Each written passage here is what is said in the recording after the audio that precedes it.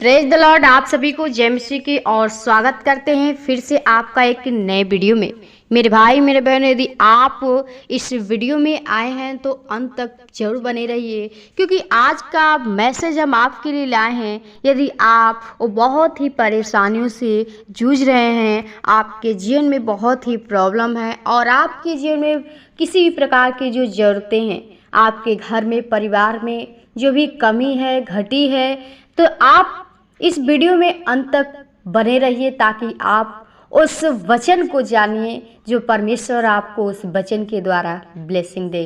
परमेश्वर आपको उस वचन के द्वारा आशीष दे, क्योंकि परमेश्वर हर एक व्यक्ति को आशीष देना चाहता है और हर एक लोगों को आशीष देने के लिए अपने पास बुलाता है। तो मेरे भाई मेरे बहनों, आप लोग यदि ऑनलाइन इस वीडियो को सुन रहे हैं तो जरूर अंत तक बने रहिए ताकि आप परमेश्वर के उस ब्लेस को पा सकिए, परमेश्वर के उस वचन को बोलिए, परमेश्वर आपके जीवन में कार्य करेंगे। तो आज का विषय हम आपके लिए लाए हैं कि यदि आप उस वचन को लेकर आप प्रभु से प्रार्थना करते हैं, उस प्रार्थना में बोलते हैं, तो परमेश्वर आपके जीवन में कैसे कार्य करेंगे।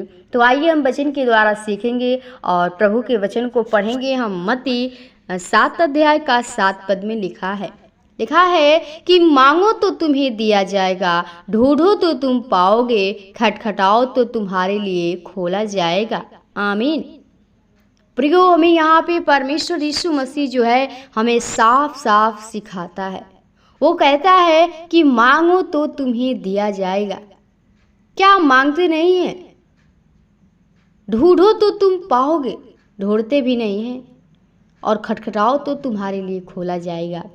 प्रियो, यीशु मसीह कहता है कि मांगोगे तो मिलेगा। आप कैसे मांगते हैं कि प्रभु आपको नहीं देता है? आप कैसे ढूंढते हैं कि आपको कुछ नहीं मिलता है? आप कैसे वो दरवाज़ा खटखटाते हैं कि आपके लिए नहीं खोला जाता है? आपका जीवन कैसा है? आप किस चाल चल से चल रहे हैं? आप परमेश्वर में कैसा आपका विश्वास है कि आपका मांगने पर भी परमेश्वर आपकी प्रार्थना को नहीं सुन रहा है? क्या आपके जीवन में वो घटी है, वो कमी है जिससे आप बहुत ही परेशान हैं? आपकी जो ज़रूरतें हैं वो पूरा नहीं हो रही हैं?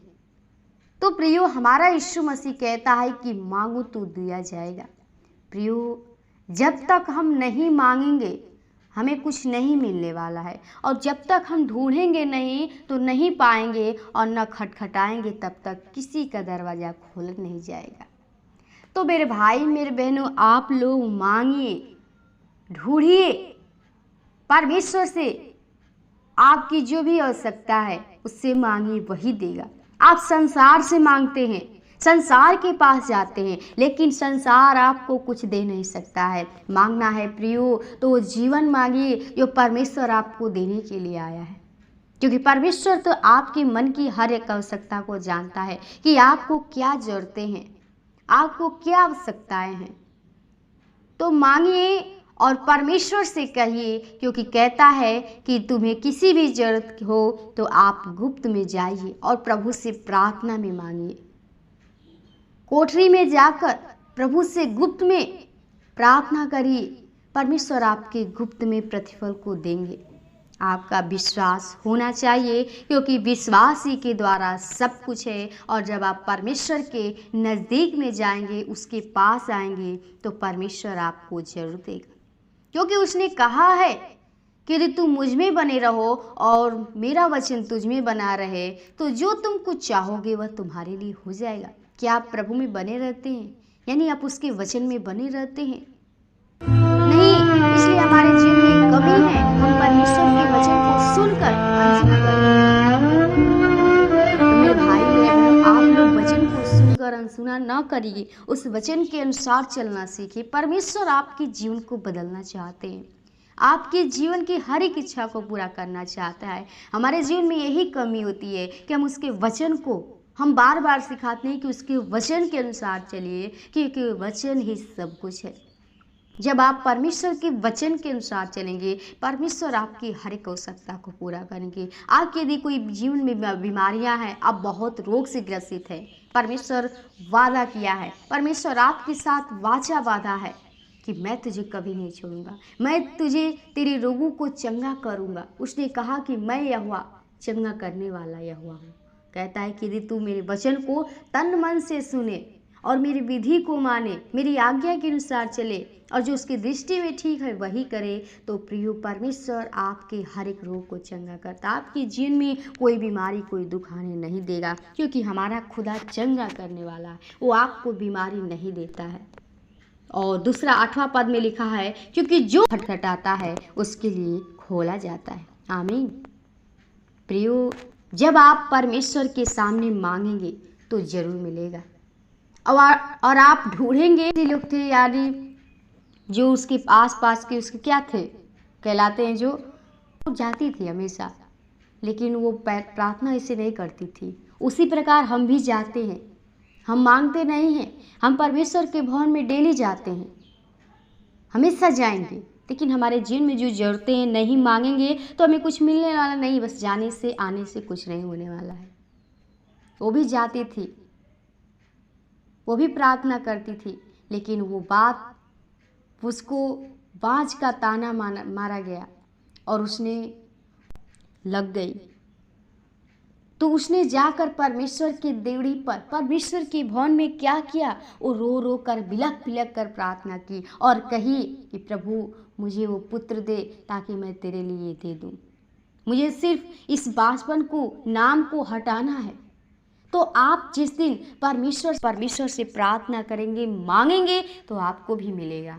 आप निराश ना होइए कि हमें तो कुछ नहीं मिल रहा है, हम परमेश्वर में चल रहे हैं, परमेश्वर हमारे जीवन में नहीं करेगा। जब तक आप उसके साथ नहीं रहेंगे, उसकी आज्ञा के अनुसार नहीं चलेंगे, परमेश्वर आप में नहीं काम कर सकता है। इसलिए 9 पद में लिखा है कि तुम में से ऐसा कौन मनुष्य है कि यदि उसका पुत्र उसका रोटी मांगे तो वह उसे पत्थर दे, या मछली मांगे तो उसे सांप दे। अतः जब तुम बुरे होकर अपने बच्चे को अच्छी वस्तुएं देना चाहते हो, तो तुम्हारा स्वर्गीय पिता अपने मांगने वालों को अच्छी वस्तुएं क्यों न दे। हालेलुया। जब आप इंसान हो के, आप मनुष्य हो के, यदि आपका पुत्र रोटी मांगता है तो क्या आप पत्थर देते हैं? क्या आप उसको नहीं देते हैं जो मांगता है? तो आप जब संसार के पिता होकर आपके पुत्र पुत्रियां मांगते हैं तो आप देते हैं। तो प्रियो, स्वर्गीय पिता हमारा सच्चा परमेश्वर है जो आपको बनाया है।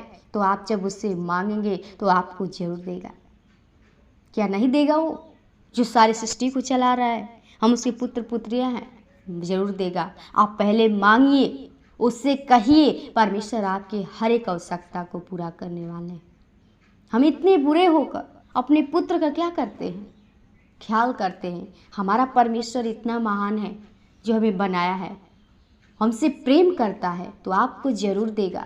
आप सिर्फ मांगिए, परमेश्वर के वचनों के द्वारा बोलिए कि प्रभु तूने हमसे कहा है, तूने वाचा बांधा है, तूने प्रतिज्ञा किया है। परमेश्वर आपके जीवन में तुरंत काम को करेंगे। तो आप लोग परमेश्वर के वचन में बने रहिए और उसके वचन को अपने हृदय में रखिए। प्रभु आपकी हर एक आवश्यकता को हर जोड़ते हुए पूरा करेंगे।